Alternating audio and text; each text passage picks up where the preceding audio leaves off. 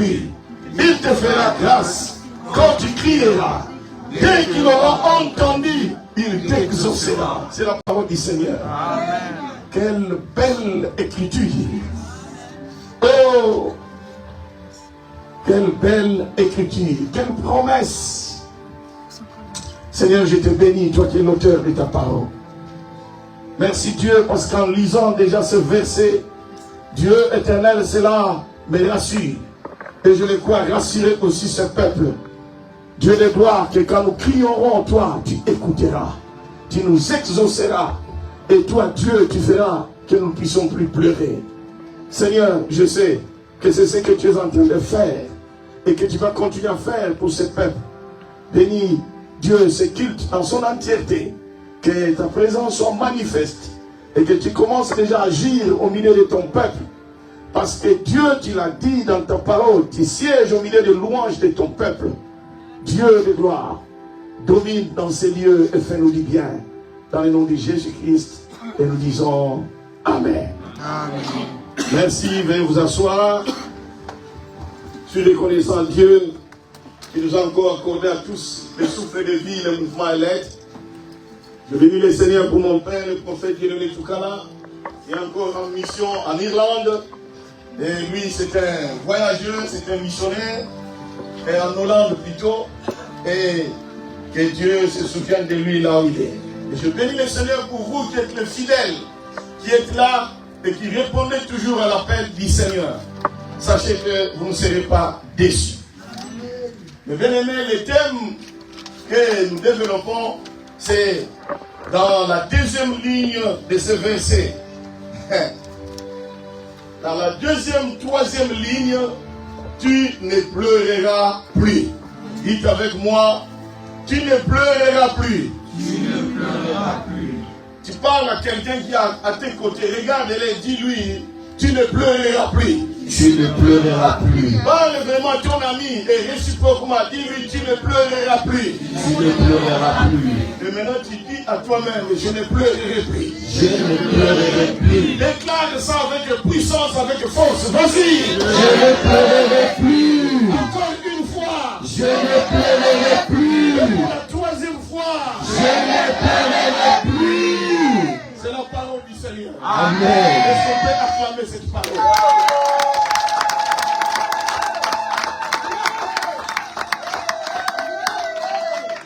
Bien-aimé, tu peux continuer à faire cette déclaration pour qu'elle devienne une réalité. Amen.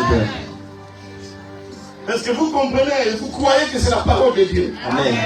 C'est Dieu qui a dit ça à son peuple. Et le peuple de Dieu, le bien-aimé, n'est pas tous morts. Nous sommes aussi le peuple de Dieu. Amen.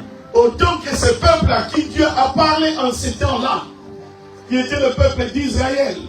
Et nous sommes Israël spirituel. Donc cette parole nous est aussi adressée. Oh, j'aime ça. Seigneur, je ne pleurerai plus. Tu peux encore me dire? Je ne pleurerai plus. Amen. Amen.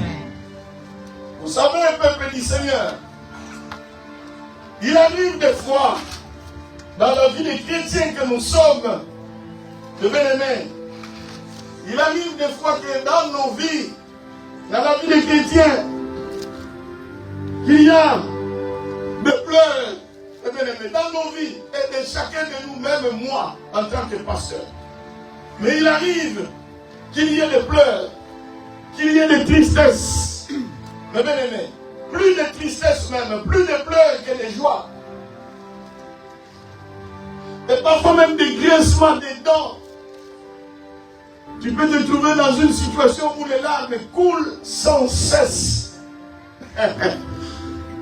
Parce que tu te trouves dans une situation qui est restée constante. Parfois, en dépit de tout ce que tu fais, des jeûnes, des prières, des lamentations, des alliances, mais la situation reste telle qu'elle est. Pas de changement du tout. Et cela ne donne que la place aux larmes des yeux de continuer à couler. Amen. Pourtant, mes bien-aimés, ce n'était pas le cas à la création. ce jour, je ne sais pas. À chaque fois que je m'en veux même prêcher dans un lieu de deuil, le Seigneur me renvoie toujours à la création. Et je suis en train de beaucoup réfléchir par rapport à la création. Amen. Parce qu'à la création, le bien-aimé, il n'y avait pas de pleurs. Il n'y avait pas de grincement des dents. Il n'y avait pas de soucis. Je dirais même, il n'y avait pas de besoin. Parce que l'homme, dans le jardin d'Éden, était comme un Dieu. Est-ce que vous me suivez? À la création, l'homme vivait dans un jardin qui était appelé Éden. Et Éden, mes bien-aimés, vous savez, Dieu a créé le monde. Mais ce n'est pas en fait tout le monde que Dieu a créé ou qu'il a donné les noms à tous les coins connus de nous. Mais nous savons que quand Dieu a créé le monde, ensuite, il a nommé une partie du monde Éden. Est-ce que quelqu'un me suit? Et Éden veut dire le paradis terrestre.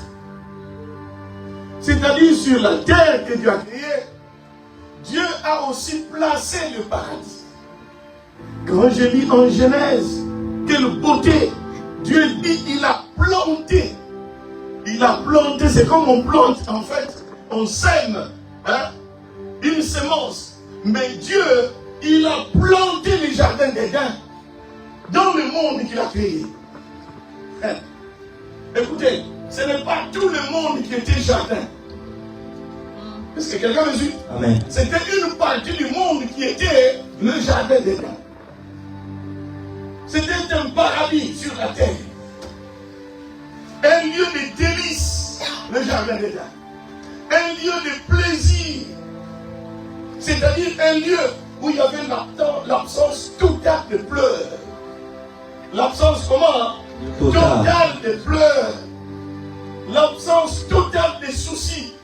L'absence totale d'inquiétude. L'absence totale de grincement des dents. Mais bien aimé, l'homme ne vivait que dans la joie.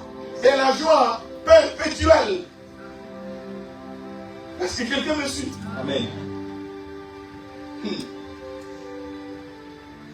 Il n'y a présentement aucun lieu au monde qui peut être comparé au paradis terrestre.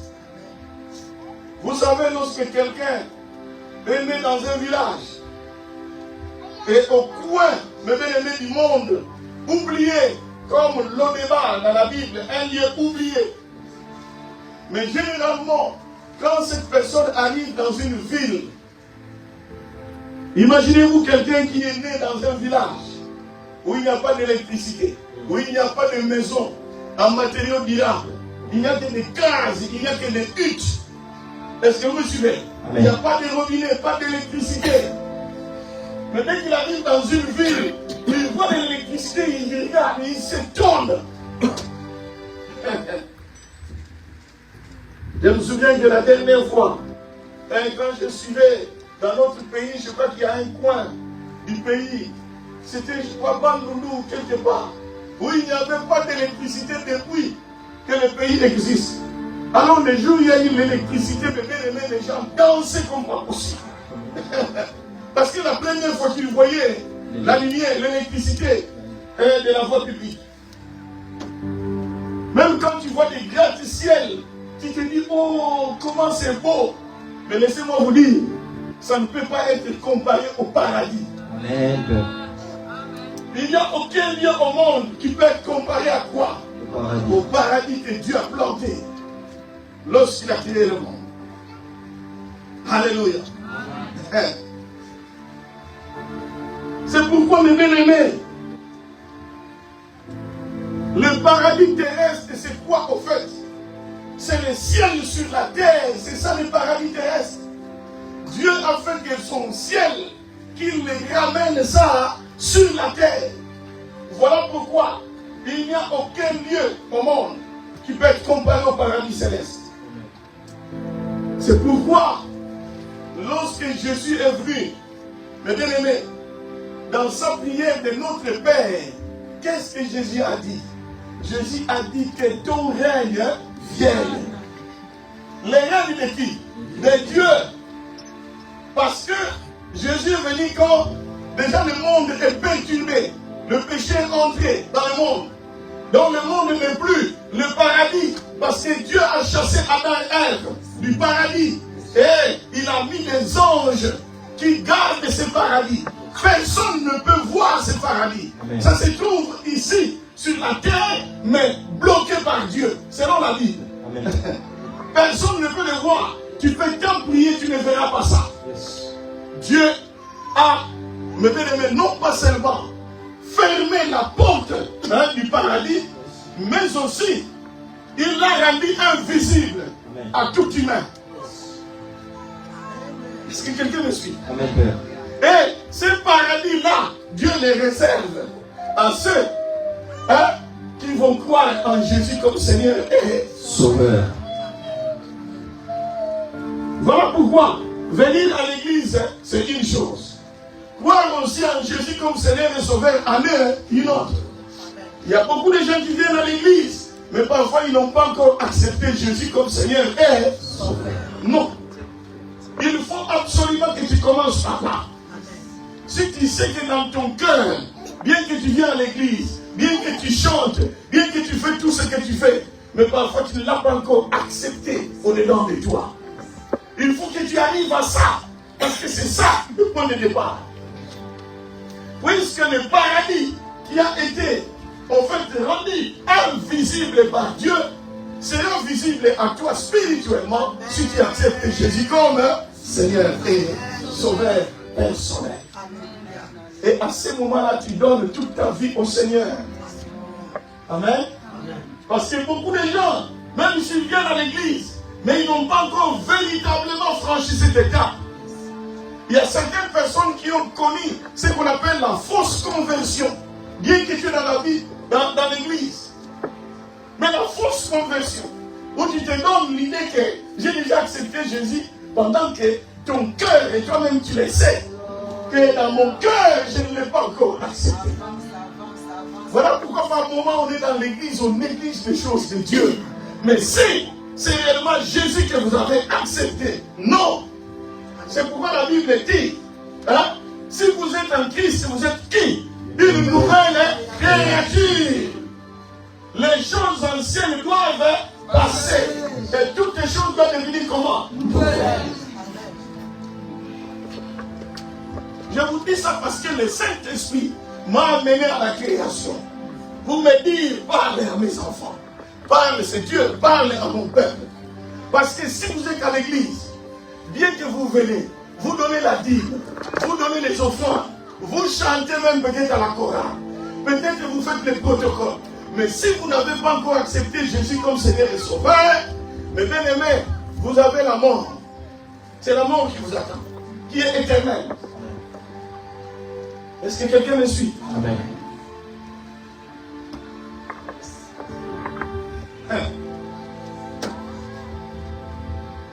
Nous pouvons tant prêcher à l'église. Mais si les gens ne se sont pas véritablement convertis, les jours où Jésus viendra, beaucoup seront surpris.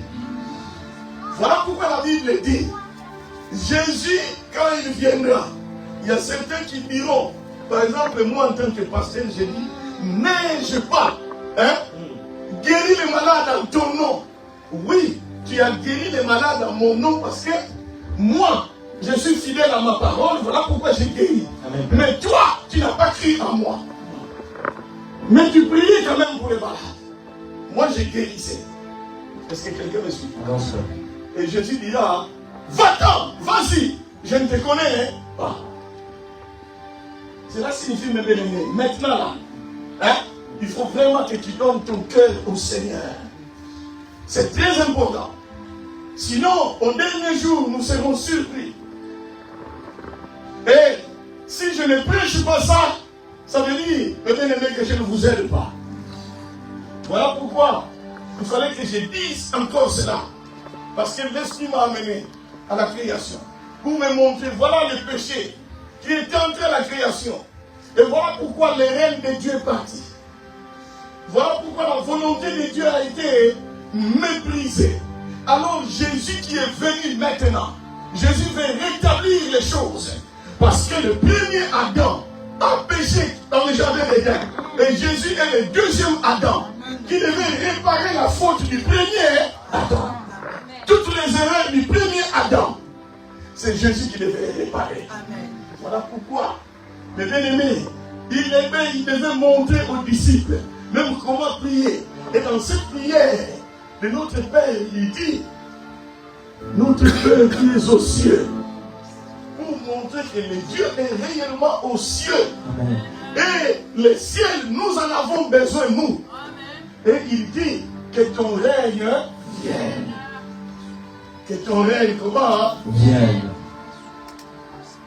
Parce que Jésus voulait en d'autres termes dire que ton règne qui se trouve au ciel descende ou vienne sur la terre, afin que l'homme qui se trouve sur la terre puisse aussi régner comme toi, Dieu. Hein? Tu règnes où? Au ciel. En fait, c'est ça. Souvenez-vous, lorsque je vous ai parlé des mystères de faisceaux, hein? Je vous ai montré le faisceau des trônes, hein? Où Dieu a rendu disponibles les richesses. Et c'est là où Dieu a aussi rendu disponibles les règles. Et nous avons dit un verset dans les Corinthiens qui dit, hein, que la volonté de Dieu est que nous puissions aussi régner sur la terre. Toi, que tu puisses régner. Parce qu'au commencement, Dieu a dit, il crée l'homme et il le place dans le jardin d'Éden pour qu'il puisse faire quoi? Dominer sur toutes les choses. C'est l'homme. Mais l'homme a perdu, mes bien-aimés, toutes ces choses à cause du péché. Et Jésus vient, il veut rétablir ça. Voilà pourquoi il dit que ton règne vienne. C'est pour que toi, tu reprennes en fait ce que ton ancêtre, mes bien-aimés, hein? Ce que ton ancêtre a perdu. Ton ancêtre, ça veut dire Adam. Est-ce que quelqu'un me suit? Amen. Et ce n'est pas tout. Jésus ajoute encore que ta volonté soit faite sur la terre comme au ciel. Cela veut dire quoi? Cela veut dire que toi, Dieu, que tu fasses de ta volonté du ciel la volonté aussi de l'homme sur la terre. Est-ce que quelqu'un me suit? Parce que si tout le monde sur la terre faisait la volonté de Dieu, alors il n'y aura plus de pleurs. Est-ce que quelqu'un me suit? Amen. Parce que c'est ce qui a manqué dans le jardin d'Éden. Puisque l'homme n'a pas fait la volonté de Dieu, voilà pourquoi les pleurs sont entrés. La mort et tout. Les bien-aimés que nous voyons aujourd'hui, qui nous font pleurer, est entré au monde à cause de l'absence de la volonté de Dieu dans le cœur de l'homme. Est-ce que vous me suivez maintenant? Amen. Voilà pourquoi aujourd'hui, mes bien-aimés, nous devons toujours faire la volonté de qui? De Dieu.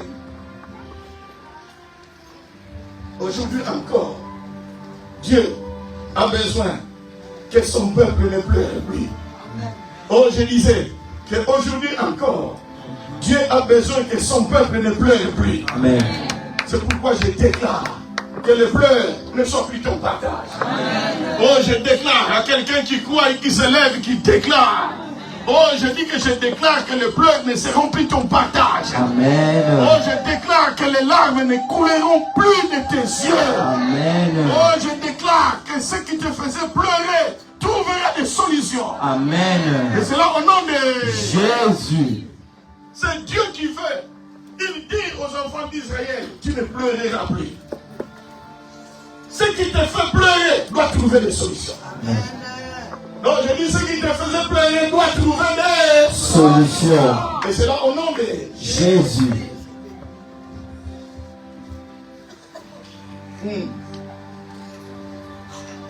Maintenant, dans ce passage, de quoi s'agit-il exactement? Le passage que nous venons de lire Ésaïe 30, 19. Au fait, tous les chapitres d'Ésaïe 30, nous sommes ici sous les règnes du roi Ézéchias. Ézéchias, c'était le roi de Juda, donc le royaume de Juda. En fait, ici, c'est donc une affaire des Judéens. Hein? Il était dans le royaume de Juda. Et la ville de Jérusalem, parce que Jérusalem était la capitale du royaume de Juda. Est-ce que quelqu'un me suit? Et la ville de Jérusalem était assiégée par le roi des Assyriens, le roi de la Syrie qui s'appelait Sanchérib. Et Sanchérib s'appelait aussi Sénachérib, c'est le même mot. Parce que dans la Bible, parfois si vous avez une autre version, à la place de Sanchérib, c'est Sénachérib. Et Sanchérib veut dire quoi? Qu'est-ce que ça veut dire? Sanchérib signifie conquérant des armées. Je souhaite vous donner l'explication de Sanchérib pour comprendre en fait ce qui est arrivé à la fin. Sanchérib, c'est le conquérant des armées. Sanchérib, c'est le ronce de destruction. C'était son appellation. Sanchérib veut dire dévastation ou carnage. Et bien aimé, quand on parle de dévastation, carnage, c'est comme le bien aimé une bombe quand elle descend. Hein? Ça c'était une baffe. L'enceinte qui est entière, mais ça serait en poussière. C'est sa dévastation. Le carnage. Une destruction où on ne sait plus la forme initiale de la chose qui était là. Avant que cette destruction n'arrive. C'est ça. Dévastation, carnage. Sanchérib, mes bien-aimés, avait terrorisé et massacré beaucoup d'armées de plusieurs royaumes. Je dis beaucoup d'armées de plusieurs royaumes. Sanchérib avait une grande armée, une forte armée. Dans sa grande armée, il avait 185 000 vaillants soldats. Ça veut dire, hein, les 185 000, c'était une partie de l'armée. Est-ce que vous me suivez? Amen. Vaillants héros. Hein. Sanchérib, le bien-aimé, il était très puissant. Et il inspirait la peur. Dès que Sanchérib annonçait que j'arrive dans votre royaume, passez-moi l'expression, il y a ceux qui commençaient à mouiller déjà les linges. Donc ils faisaient pipi sur les linges, sur les habits, parce qu'ils savaient que Sanchérib, oh, c'est comme si c'était le diable en personne. Si bien que le bien-aimé, le roi Ézéchias, qui était le roi d'un royaume de Dieu, parce que Juda c'était le peuple de Dieu. Est-ce que quelqu'un me suit? Amen. Mais le roi Ézéchias, à cause de la peur, va aller sceller les alliances avec l'Égypte. Est-ce que vous me suivez? Est-ce que vous me suivez? Amen. Déjà, c'était une erreur. Pour quelqu'un qui connaît Dieu, pour quelqu'un qui sert Dieu, qui sait que le Dieu que nous avons, c'est un Dieu puissant. Mais le roi Ézéchias, à cause de la peur, est allé sceller les alliances avec les Égyptiens. C'est pour trouver quoi? La protection. Erreur. Et les Judéens, mes bien-aimés, ils sont allés même en Égypte avec des pots de vin. Des pots de vin, c'est comme pour corrompre. Non, non, non. Cache-moi, garde-moi dans ta maison. Voilà, je t'amène ceci. Peut-être un peu d'or, peut-être un peu d'argent, pour que tu me caches, que je trouve la protection chez toi. Et certains, mes bien-aimés, étaient déjà réfugiés là-bas. Ils habitaient déjà là-bas, ils ont fui. les propriétaires où aller habiter en Égypte, se croyant en sécurité là-bas, il refusait dans ce moment-là, le bien-aimé, de consulter Dieu. Il refusait les conseils, les avertissements donnés par les prophètes. Écoutez mes bien-aimés, même si le mal se trouve quelque part là où il y a le peuple de Dieu, mais il y aura toujours les prophètes de Dieu. Amen. Il y aura toujours la parole de l'Éternel. Dieu enverra toujours sa parole. Et dès lors, mes bien-aimés, que cette parole-là n'est pas respectée, c'est dangereux encore pour ce peuple. Est-ce que quelqu'un me suit? Parce que lorsqu'un chrétien ne consulte plus Dieu ou refuse les conseils des hommes de Dieu, il y a toujours des conséquences.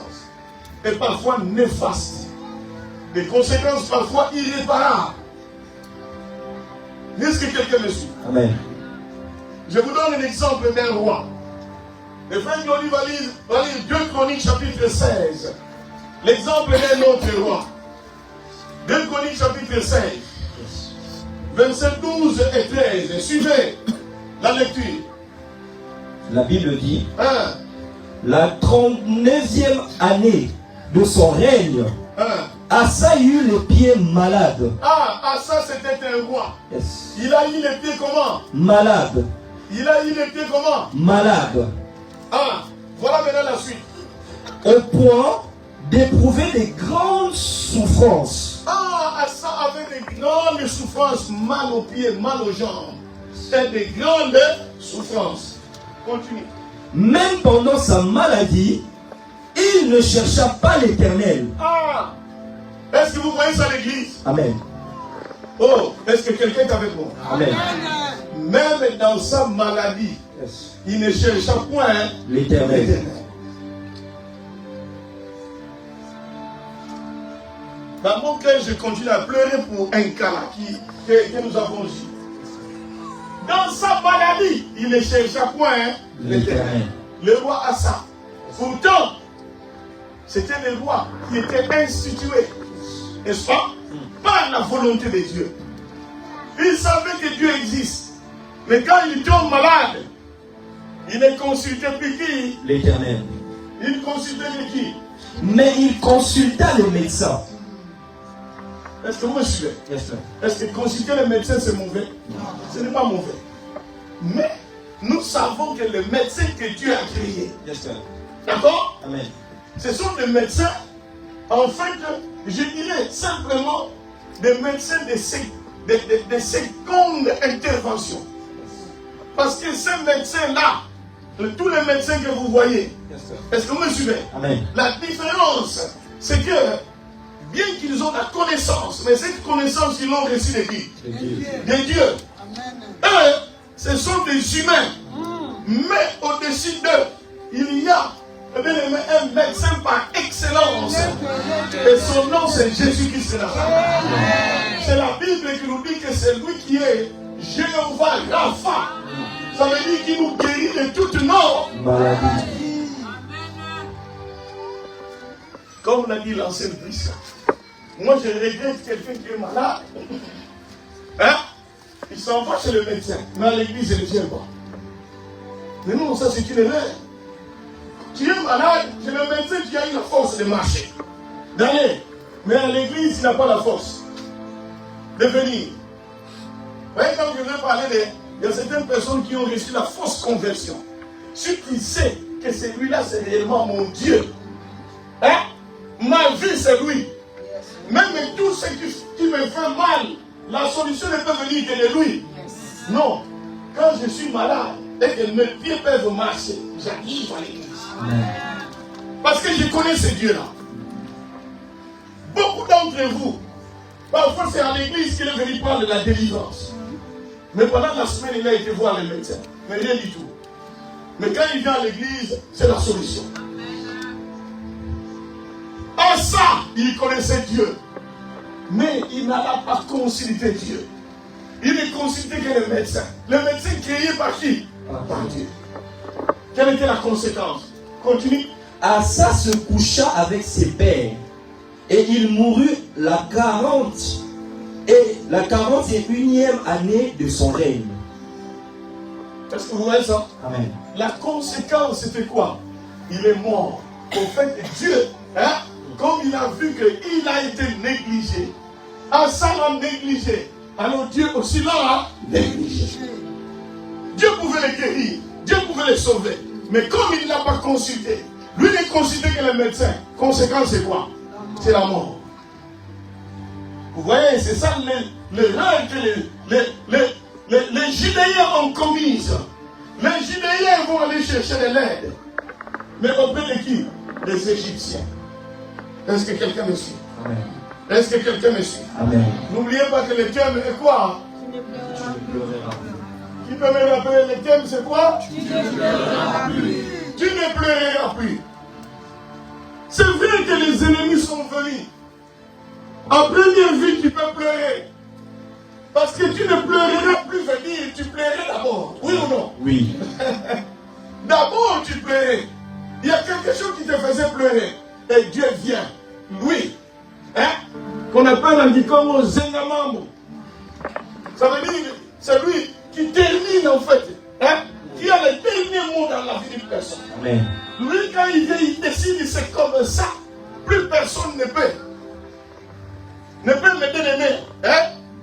Enrayer ce que Dieu a dit. Parce qu'au-dessus de Dieu, il n'y a personne.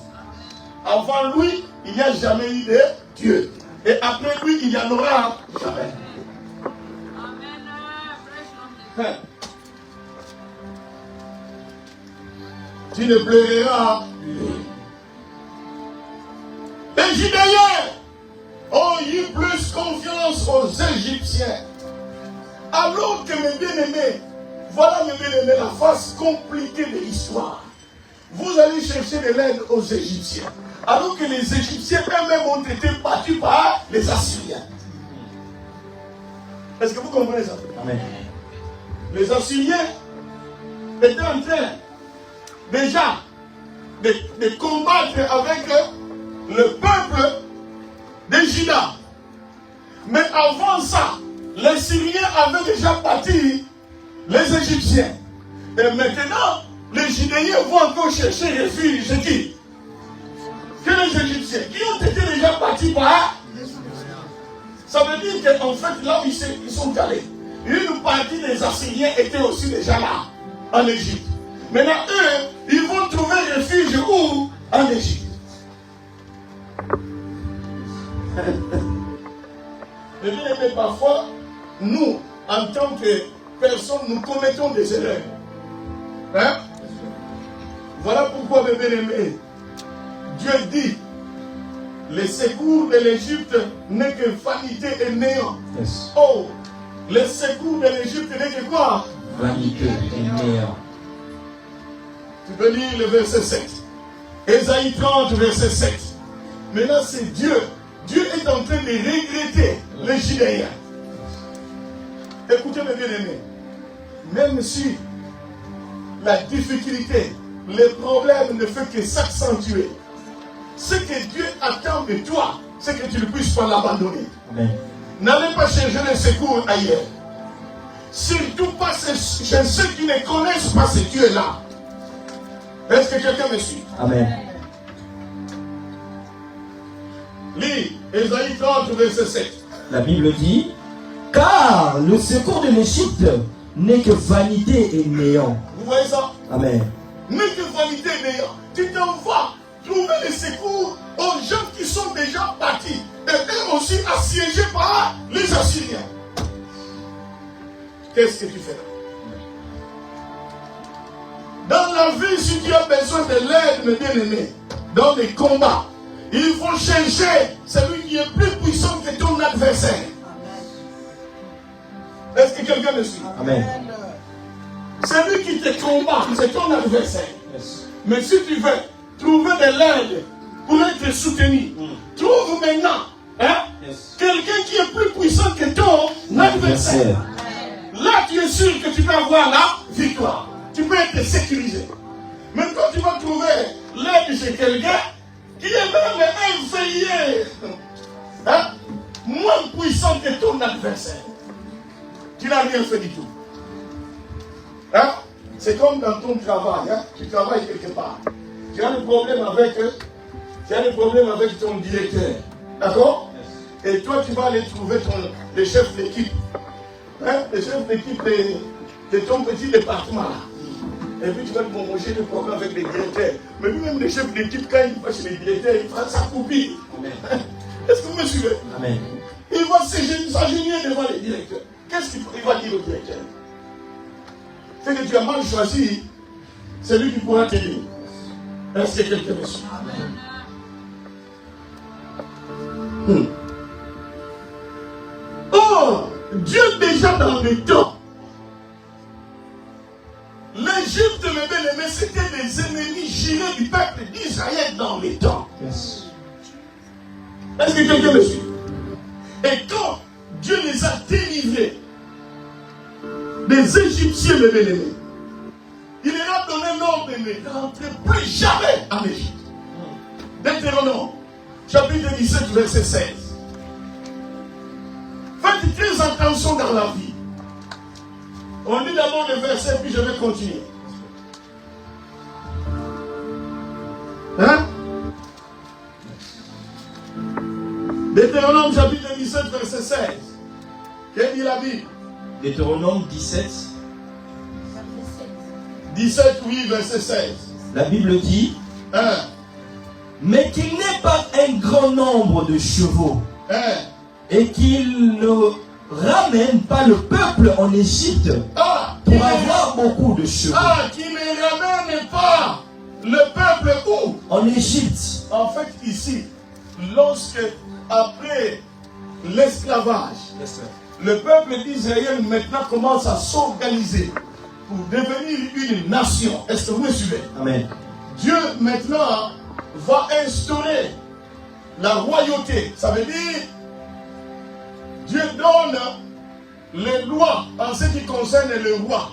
Quand le roi arrivera au pouvoir, comment il va se comporter? Il dit au roi que le roi ne ramènera jamais le peuple où? En Égypte. En Égypte. Est-ce que quelqu'un me suit? Pourquoi, mes bien-aimés? Parce que l'Égypte était un pays des occultistes, un pays de magiciens, de sorciers, et qui avait gardé en esclavage le peuple d'Israël pendant 430 ans. 430 ans, vous avez été esclaves des Égyptiens. Maintenant que Dieu vous délivre, vous allez encore chercher de l'aide à ces Égyptiens-là. Quelle foutaise! Moi, par moment, je ne sais pas. En fait, la Bible, elle est là pour nous enseigner ces choses-là pour que nous puissions tirer des leçons aujourd'hui. Est-ce que quelqu'un me suit? Amen. Et parce qu'ils ont des soucis maintenant, et ils rentrent encore auprès de leur bourreau pour traiter même des alliances. Et là, c'est ce que le roi Ézéchias a fait. Il va les traiter des alliances avec leurs bourreaux d'antan, qui les ont tués, tout tués.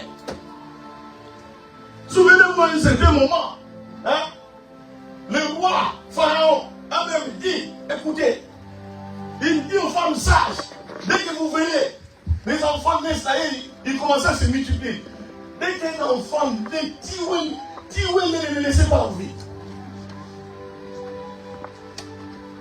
Est-ce que quelqu'un me suit? Amen. Maintenant, c'est à eux qu'ils vont encore solliciter le bien-aimé. De l'aide, c'est inimaginable. Vous voyez? C'est comme quelqu'un qui a été bloqué, toute ta vie bloqué par un sorcier. Et tu le sais que c'est elle, un sorcier de ma famille qui a bloqué ma vie, qui a bloqué mes enfants, qui a bloqué ma prospérité. Je n'avance pas, tout est bloqué. Mais tu connais bien que c'est lui le sorcier. Et puis après avoir reçu la délivrance, tu es délivré et tu cherches encore à renouer la relation avec elle. C'est le même l'alliance. Avec ce sorcier-là, vous dites, est-ce que tu peux me protéger? Mais ça c'est quoi ça? Ça c'est quoi? Tu vas dire, mais pasteur, est-ce que toi tu es en train de nous séparer, de diviser? Non, je ne divise pas. Mais c'est la prudence. C'est de la sagesse. Est-ce que c'est clair? Amen. C'est lui, mes bien-aimés, qui t'a déjà torturé au point même d'en mourir. Hein? Tu es reçu la délivrance qui rentre encore chercher de l'aide auprès de cette personne. Non. Non. C'est pourquoi il faut être brillant. Nous parlons des sorciers. Hein? Un frère à l'église, oui, on peut se pardonner réciproquement. Il n'est pas sorcier. Est-ce que vous me suivez? Amen. Sorcier. Vous ne connaissez pas un sorcier? Les sorciers, mes bien-aimés, ce sont les gens qui sont volte-face. C'est-à-dire pendant la journée, hein, quand il est dans sa peau, hein, d'homme normal, oh, il peut te donner toute la gentillesse possible. Il peut te donner des présents au-delà de ton entendement. Il te donne, il te dit des bonnes paroles. Parce que là, il est dans son costume. Est-ce que vous me suivez? D'un homme normal. Mais dès que mes bien-aimés, il change de costume, qui est son propre fils, il t'avale. Parce que là, il se trouve maintenant dans la peau des destructeurs. Il n'a plus honte, donc tout le monde est ennemi. Est-ce que quelqu'un me suit? Maintenant, une telle personne, tu veux renouer. Jusqu'au point de sceller l'alliance avec la personne là, pour qu'il te protège encore. Oh, mais non.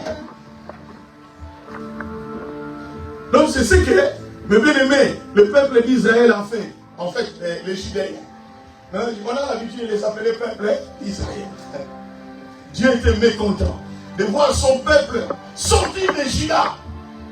Parce que Juda, mes bien-aimés, était considéré comme une terre sainte. Car c'est là que se trouvait Jérusalem.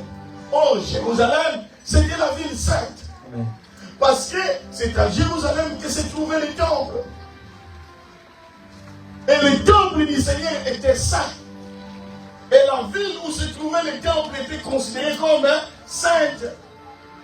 Et le royaume où se trouvait la ville, donc Juda, est considéré comme saint. Maintenant, le fait de quitter les lieux de la sainteté, ça veut dire vous quittez Dieu. Est-ce que quelqu'un me suit? Amen. Oh, là au fond, est-ce que vous me suivez? Amen. Ange Nelly, est-ce que tu me suis? Hein? Voilà. Donc le temple aujourd'hui, les bien-aimés, c'est l'église. Et l'église dont nous parlons n'est pas seulement le corps de Christ, mais aussi le lieu où on se réunit. Amen. Est-ce que quelqu'un me suit? Amen. C'est ça le temple aujourd'hui. Donc l'église, c'est un lieu saint. Le lieu que vous voyez ici, ce lieu est comment? Saint. Tout ce qui se trouve dans ce lieu, c'est comment? Saint. Tout ce qui se trouve, c'est sacré. Même la fleur ici. Il ne faut pas venir jouer avec cette fleur-là. Tu vois, oh, cette fleur ici, hein, où tu coupes, tu jettes là-bas. Non! Tout dans l'église est sacré. Est-ce que quelqu'un me suit? Amen. Voilà pourquoi, mes bien-aimés, dans ce lieu, nous venons glorifier le Seigneur. Non, non, non, non, non. Ne considérez pas ça comme juste un lieu. Pas n'importe quel lieu. Ça, c'est un lieu, mes bien-aimés, où Dieu règne lui-même aussi. Là où on adore le Seigneur, la Bible dit, mes bien-aimés, l'Éternel, c'est lui. Il est redoutable dans l'assemblée. De qui? Des saints. Des saints.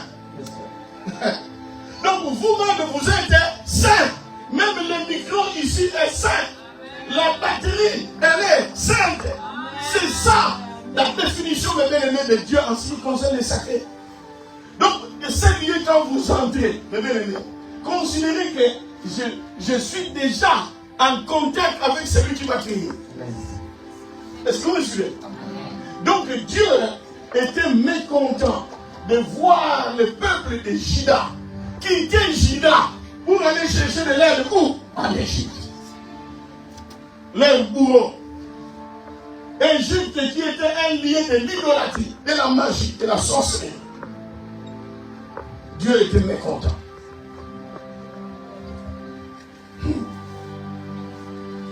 L'église, je vous ai toujours dit, c'est le lieu de refuge. C'est le lieu de réconfort. Où nous venons, mes bien-aimés, nous télécharger. Où nous venons nous ressourcer des choses spirituelles. Mes bien-aimés, écoutez, les choses qui se font dans l'église, telles que nous sommes assis là, hein? Parce que, en fait, la spiritualité ne se voit pas. On ne peut pas voir ce qui se passe dans le spirituel, mais on peut sentir ça. Donc Dieu parfois ne fait pas voir ce qu'il fait quand nous sommes ensemble. Mais non, il fait quelque chose. Amen. Protocole, veillez, il y a trop de sons qui tournent en vie. Il y a des gens parfois devant la porte qui entrent et suivent le message. Beaucoup de gens négligent l'église, mes bien-aimés, alors que l'église est le lieu de repos. Nous venons nous télécharger. Parfois, mes bien-aimés, tel que nous sommes là, Dieu s'arrange pour que une nouvelle chose spirituelle entre en toi. Chaque fois que nous venons comme ça, et Dieu est en train de détruire des choses à détruire en toi. Parfois, tu ne les sens pas, mais Dieu fait ce travail-là. Parce que toi, tu ne sauras pas le faire. Il n'y a que Dieu lui-même qui a institué l'église. Il sait, lorsque nous sommes centrés en toi, comme je vous ai dit, verset 1 à 3. Oh, voici qu'il est agréable et doux pour les frères de demeurer ensemble. C'est comme l'huile précieuse descendue sur la tête d'Aaron. Et la tête d'Aaron, mes bien-aimés, c'est la tête de l'ange établi en ce temps-là. Parce que Aaron, c'est lui qui était le souverain sacrificateur. Et donc, l'onction de Dieu descendait d'abord sur lui, Aaron. Et on dit quand les frères et les sœurs sont réunis ensemble, c'est vraiment beau, c'est vraiment doux, c'est vraiment agréable. Parce qu'il y a l'huile qui est l'onction de Dieu, qui vient de Dieu, qui descend sur la tête d'Aaron et qui va sur la barre de la barbe. C'est l'image du staff qui est avec Aaron, ça veut dire les autres sacrificateurs. Et sur les vêtements, les Lévites et le peuple, et sur les bords, ça veut dire la bénédiction que tu reçois. Tu peux même ramener ça chez toi à la maison. Les bords. Mais l'onction commence par la tête. Donc tel que nous sommes là, Dieu est en train de déverser son onction dans l'église. Alors toi, tu considères l'église comme un bien. Tu peux venir comme tu veux. Il y a des jours où tu ne peux même pas venir. Mais non, parce que tu ne connais pas encore qui est ce Dieu-là. Et qu'est-ce que son église? Parce que si tu comprends ça, non, tu ne peux même pas rater un seul culte. Non, non, non. Il y a des mystères qui se font quand nous sommes réunis comme ça. Dieu est en train de te télécharger. Parfois, l'ennemi a prévu une maladie qui va venir au mois de décembre. Dieu aujourd'hui te télécharge déjà une onction qui va lutter contre la force qui viendra ce jour-là. Et toi, tu ne le sais pas. Et Dieu ne nous montre pas tout. Parce que s'il te montre tout, tu risques de mourir le même jour. Hein? Il y a un frère qui disait, l'Éternel, viens, il te montre, moi je vais tout voir, tout voir. C'était sa prière. Je veux tout voir, sans exception. Le jour où Dieu a ouvert les yeux, il commence à voir des démons. Même quand il ferme les yeux comme ça, il voit toujours, il voulait voir. Écoutez, si tu veux voir les grandes choses de Dieu, même si tu fermes les yeux, tu continues à voir. Parce que tu ne vois pas avec les yeux physiques. Alors il voyait des démons comme pas possible. Et il ne pouvait pas. Le frère, on est allé encore prier pour lui. Ah, frère de Dieu. C'est pourquoi, mes bien-aimés, si Dieu te montrait ce qui se passe dans ce monde, parfois tu n'auras plus le goût de vivre. Voilà pourquoi Dieu, il nous protège simplement. Il y a des choses, il sait que lui, si je lui montre ça, c'est grave. Il peut montrer ça à quelqu'un d'autre, mais pas peut-être à toi. Dieu, il fait tellement de choses quand nous sommes réunis. Comme ça, dans l'église. C'est pourquoi ne ratez pas les cultes, mes bien-aimés. Chaque culte a sa coloration. Est-ce que quelqu'un me suit? Amen. Hein? Si tu commences à t'absenter à l'église et que ça ne te fait rien du tout, cela veut dire que l'Égypte commence déjà à te réclamer. Quoi que tu dises, mais Dieu sait que c'est ça la conclusion. C'est que l'Égypte commence déjà à te réclamer. Oh, j'ai défini l'Égypte. L'Égypte, c'est le tout contraire de Dieu. C'est ça l'Égypte. Est-ce que quelqu'un me suit? Amen. C'est pourquoi, mes bien-aimés, j'ai déjà lu ça un jour. Galates chapitre 5, versets 7 et 8. La Bible dit, vous courriez bien. Qui vous a empêché d'obéir? La Bible continue en disant, cette influence ne vient pas de celui qui vous a appelé. L'influence qui t'amène à t'absenter à l'église. Non, non. Si ça ne vient pas de celui qui t'a appelé, c'est que ça vient de l'autre. Et l'autre, c'est l'Égypte. Est-ce que vous me suivez?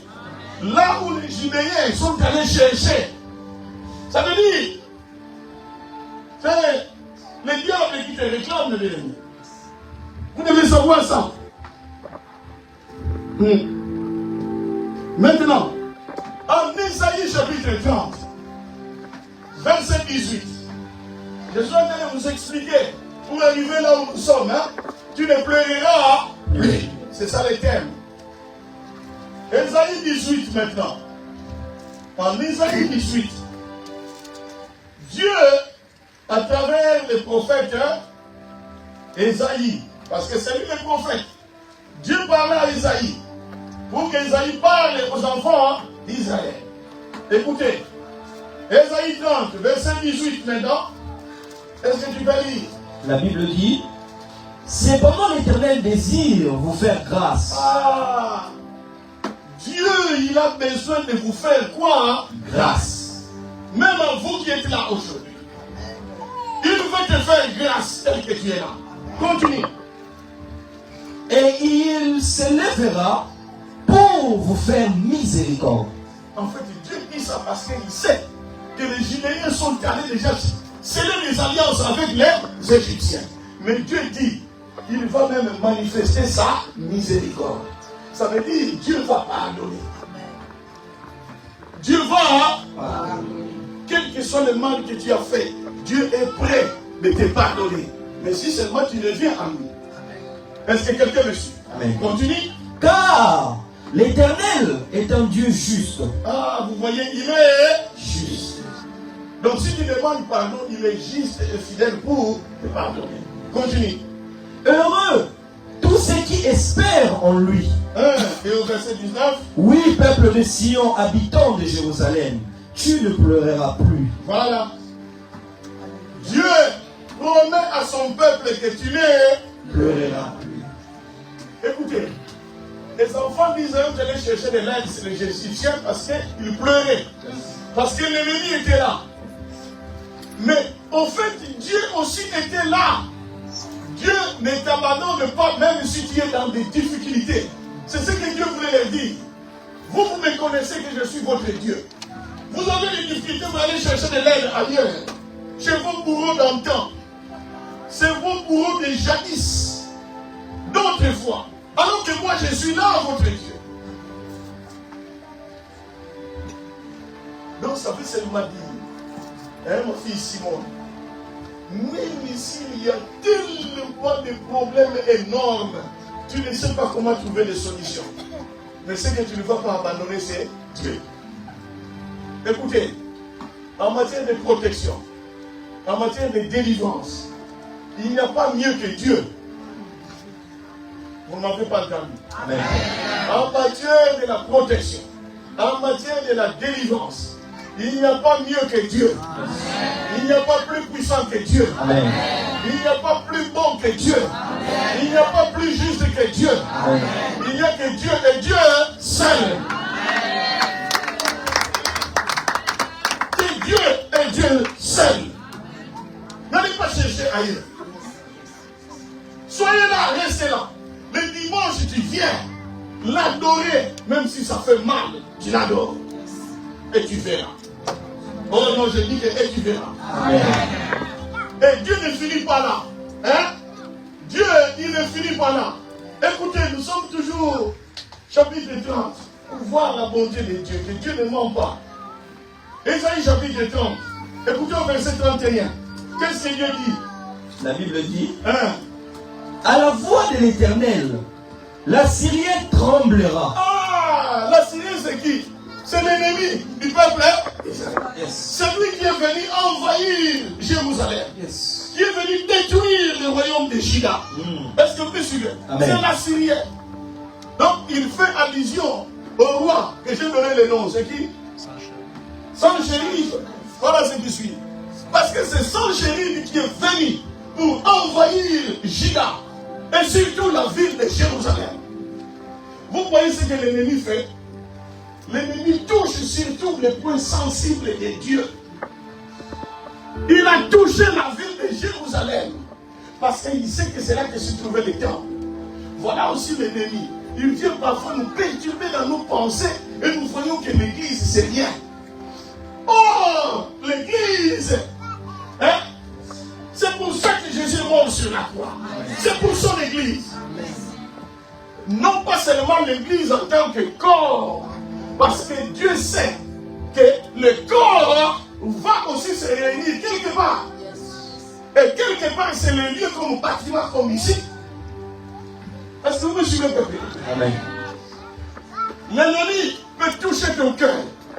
Il commence à te faire voir. Tu vas dans l'église. Bon, regardez d'abord les rideaux. Est-ce que ces rideaux, vraiment, ce sont des rideaux qui sont de qualité, de très bonne qualité? Regardez le micro du pasteur. Est-ce que c'est un or? Donc, il te fait voir, mais bien aimer les erreurs. Si tu viens à l'église, tu as besoin de chercher les erreurs, tu les trouveras encore bien. Parce que le diable t'aidera à trouver les erreurs. Le diable fera en sorte, même ce qui est bien, mais dans tes yeux, ça va devenir mauvais. Parce que tu avais besoin des erreurs. Est-ce que quelqu'un me suit? Amen. Tu viens à l'église, mes bien-aimés. Écoutez, même la Bible dit, de tout ce que vous avez entendu, retenez ce qui est bon. Hein? Quand vous venez à l'église, puisqu'à l'église nous sommes aussi des hommes, nous ne sommes pas des dieux, pas parfaits. Nous tendons vers la perfection. Donc tu peux voir une erreur, parce que nous sommes des hommes. Et la Bible dit, de tout ce que vous voyez, vous regardez, vous entendez, retenez ce qui est bon. Donc ce qui est bien pour toi, c'est quoi? Le pasteur prêche, mais quand vous terminez, vous voyez vraiment le nid du pasteur. Est-ce que ça devait être vraiment saigné? Avec cette chemise-là, est-ce que c'est saigné là? Est-ce qu'il fallait la chemise rouge ou pas blanche? Donc tu perds le temps pour des futilités. Est-ce que vous voyez ça? L'ennemi vise, mais bien aimé, ce qui est mieux pour toi, il va t'attaquer et t'éloigner de ce qui est mieux pour toi. Voilà pourquoi l'Assyrien, c'était l'ennemi, mais bien aimé, qui est venu pour détruire Juda et Jérusalem. Mais voilà le Dieu dont je vous ai dit, il est au-dessus de tout, il est plus grand que tout. Lui, dans la bataille, il ne joue jamais. Il est invincible, il est imbattable, il est incontournable, il est puissant. Sa puissance ne peut pas être calculée. Sa puissance ne peut pas être comparée. Mais Dieu est tout puissant. Hein? Voilà, au verset 30, 31, relis encore. À la voix de l'Éternel, la Syrienne tremblera. Oh, L'Éternel le frappera de sa verge. à la voix, rien Assyriens tremblement. Tremble là. Je déclare que la voix de l'Éternel fasse trembler tes ennemis. Amen. Je déclare que la voix de l'Éternel fasse trembler tes ennemis. Amen. Oh, je déclare juste une seule parole de l'Éternel. Amène la débandade dans le cœur de tes ennemis. Amen. Et c'est là au nom de Jésus. Rien que la voix. Hey, la voix, rien que la voix. Que Dieu te bénisse, ma fille. Hey, rien que la voix. Alors, comment tu peux te séparer de ces dieux-là? Hein? C'est lui qu'on craignait partout. Hein? Sans chérif. Bien qu'il ait inspiré la terreur, mais devant Dieu, il était comme les grains de sable. Comme les grains de sable. Les gens, mais bien-aimés, pour qui nous avons peur, devant Dieu, ils sont de moins que rien. La Bible déclare, rien ne peut résister devant le nom de Jésus. Tout genou, tout fléchit devant le nom de Jésus. Tout genou, je dis bien tout genou.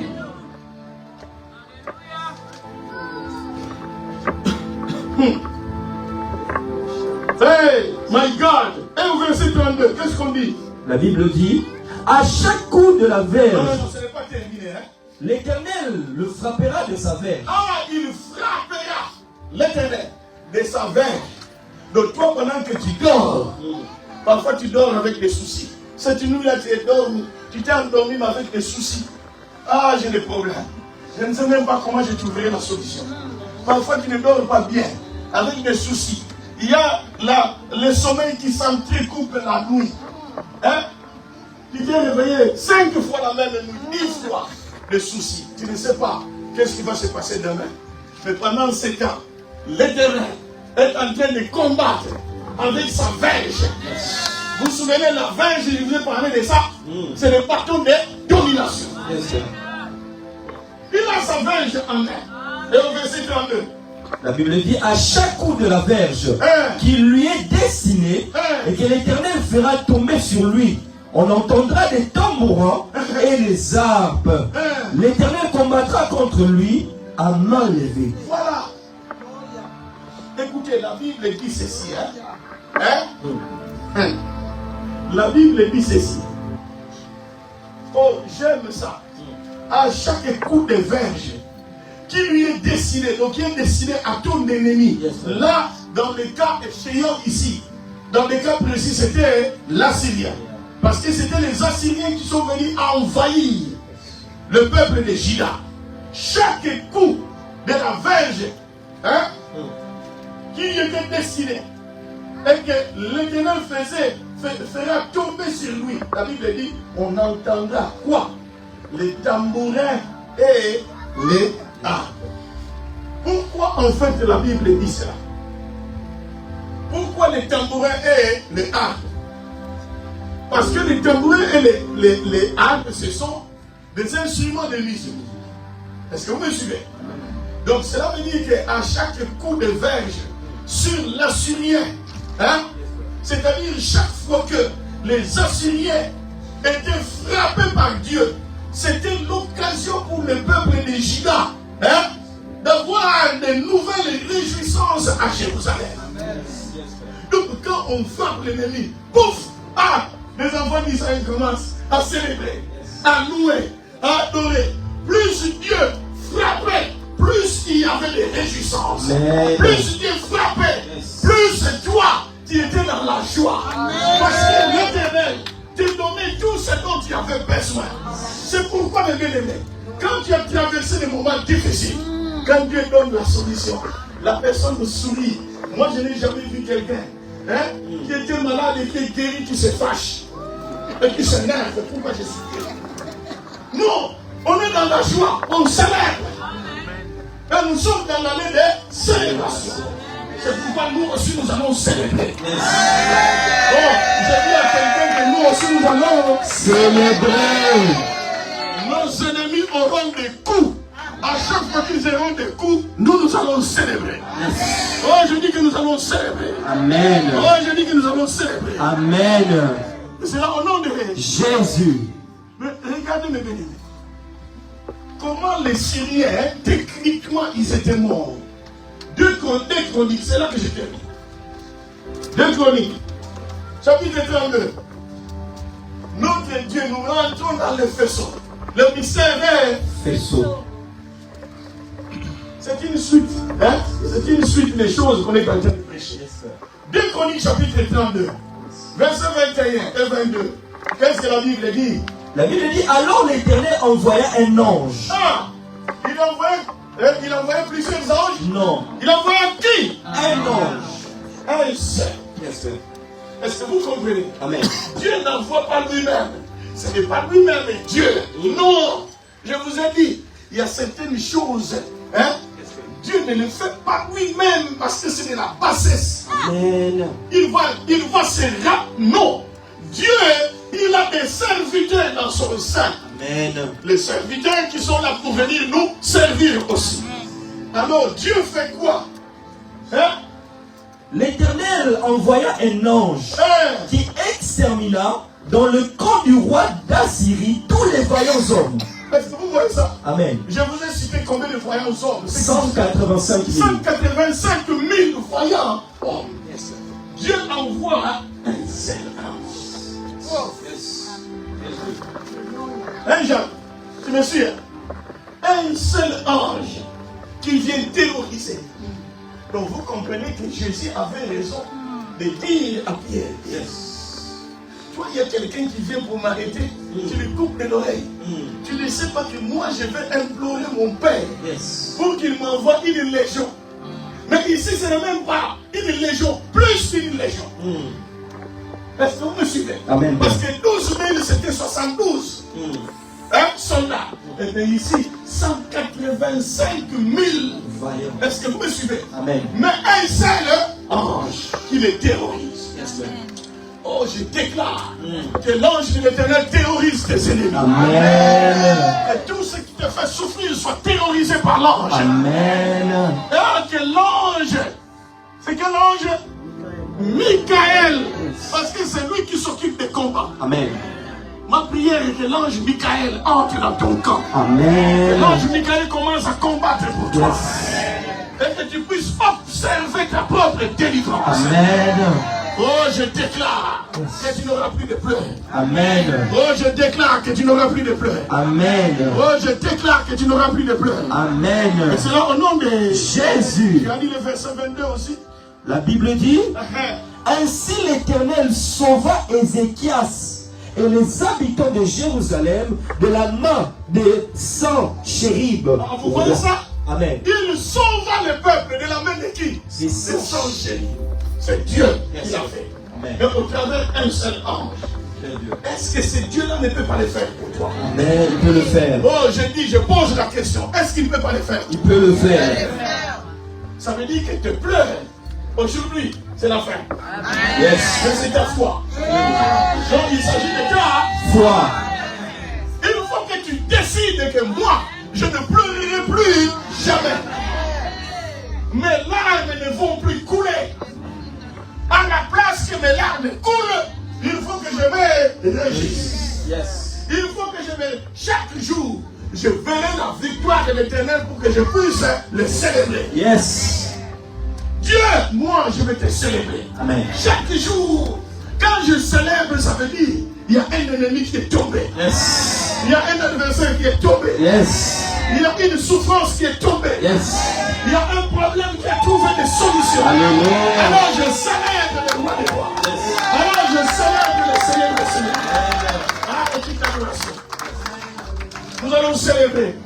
Parce que nous croyons que nos ennemis tombent. Amen. Et ils sont en train de tomber maintenant. Yes. Et c'est là au nom de Jésus. Levons-nous. Levons-nous, mes bien-aimés. Dieu a besoin que toi, tu ne puisses plus.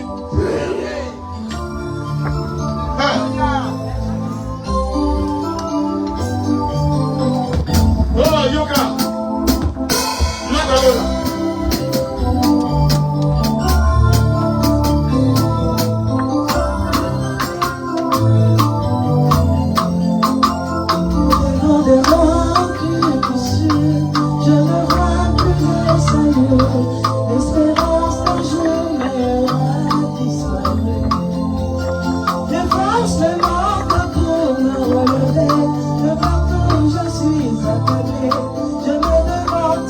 voulais subsister.